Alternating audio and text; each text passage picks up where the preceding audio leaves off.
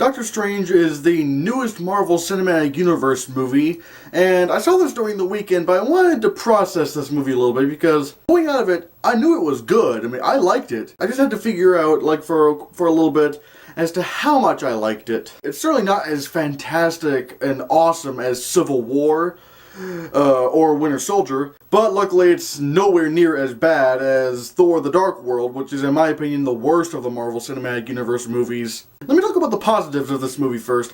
Benedict Cumberbatch is the perfect choice for Doctor Strange. I'm serious. This guy owns this role. I mean, this is something the Marvel Cinematic Universe usually does, is that they perfectly cast these actors as these comic book characters. Robert Downey Jr. as Iron Man, Chris Hemsworth as Thor, Samuel L. Jackson as Nick Fury, Chris Evans as Captain America.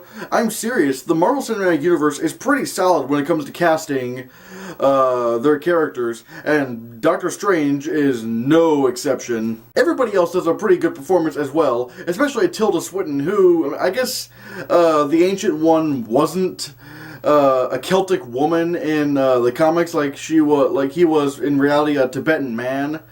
I mean, that's pretty far away from the source material, but it doesn't really bother me, mainly because probably because I didn't read the comics. Sort of like with Tom Hardy's Bane in The Dark Knight Rises. Again, that didn't really bother me because I didn't read the comics. I mean, even if I did read the comics, I would just try my best to look at it as a movie. And as a movie goes, Tilda Swinton was pretty good as the Ancient One. This movie is also really, really weird. It's probably the weirdest Marvel Cinematic Universe movie to date. And that's saying something because Guardians of the Galaxy had a talking raccoon and a talking tree.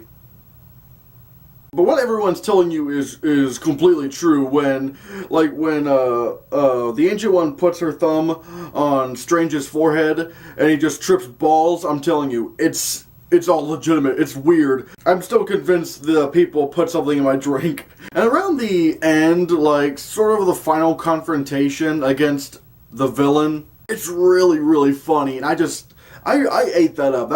I really liked that. But also the build-up of this movie is really good. I mean, it sort of again, like everybody says, it sort of reminds me of House. I mean, I never really watched a lot of House, like having a British actor play an American doctor, and he's kind of a cynic, kind of mean-spirited, but luckily that kind of mean-spiritedness that's funny and gets you to like the character. The car wreck is a little bit over the top. I mean, it's really not a spoiler because, I mean, you know that he can't use his hands anymore in the trailer. He's driving, and when it crashes, it's just... It just tumbles down so much and going down a cliff, and I'm like, where is this thing even going? Like if it was a simple car crash where it's like, and then that caused him to be knocked out and had broke his hands, that would have been a little bit more effective. Because I know it's the Marvel Cinematic Universe, but I still like a little bit more realism. Try to make things as real as possible. That's what made Winter Soldier so enjoyable, was the fact that it felt like, even though there were still a few science fiction elements and stuff, it still felt pretty reserved for Marvel. Now let's talk about the things that didn't really work. For one, again, the villain of the movie. I mean, Marvel only has two really good villains. One of them is Loki. I mean, even though I find him a little bit overrated, and my personal favorite of the Marvel villains, who's Winter Soldier. Winter Soldier just...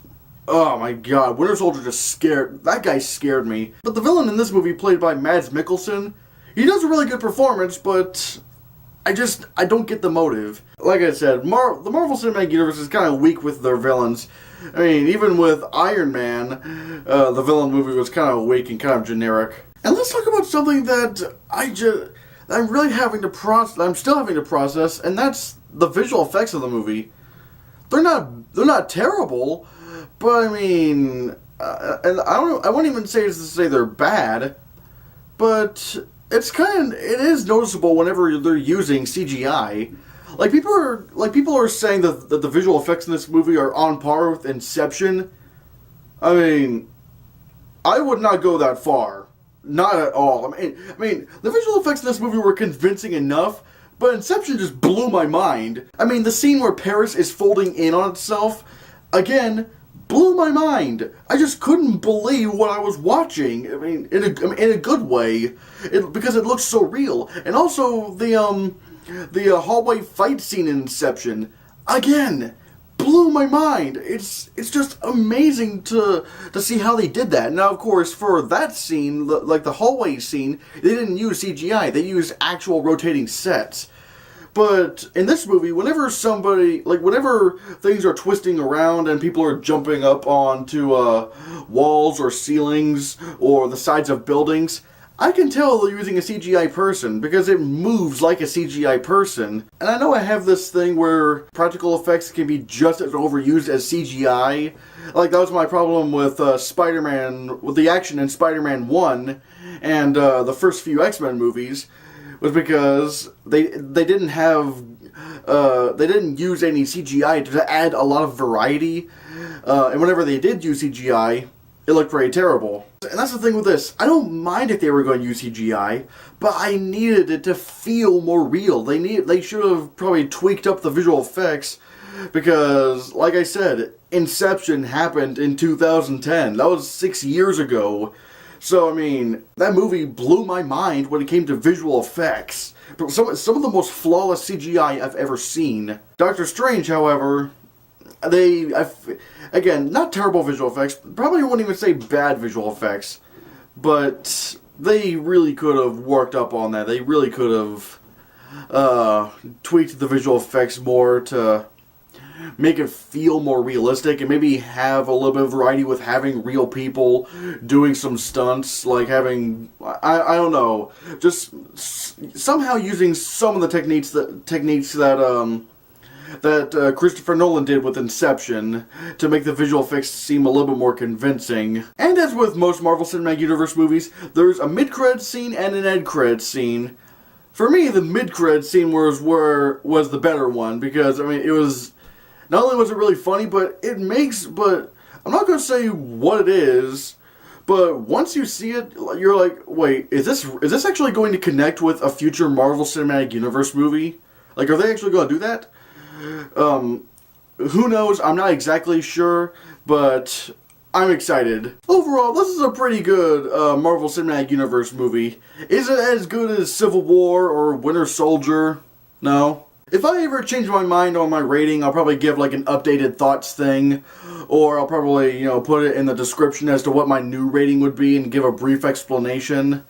But as of right now, I'm going to give Doctor Strange a 7 out of 10. Like I said, a pretty good Marvel Cinematic Universe movie. I just need to really process it.